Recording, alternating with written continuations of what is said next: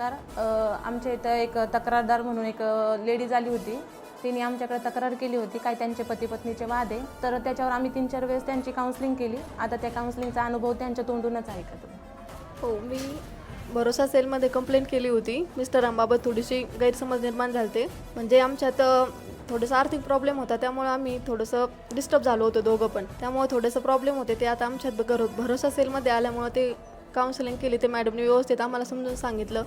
त्यामुळे आमच्यातले आता गैरसमज दूर झाले आहेत. त्यामुळे आता आम्ही पुन्हा नव्याने संसार सुरू करणार आहेत. त्यांनी समजून सांगितल्याबद्दल त्यांचे धन्यवाद आणि भरोसा सेलचे पण धन्यवाद. आता आम्ही इथून पुढे असाच सुखाने संसार करणार आहेत. दोघं सोबत एकत्र राहणार आहेत, एकमेकांना समजून घेणार आहेत. थँक्यू फॉर भरोसा सेल.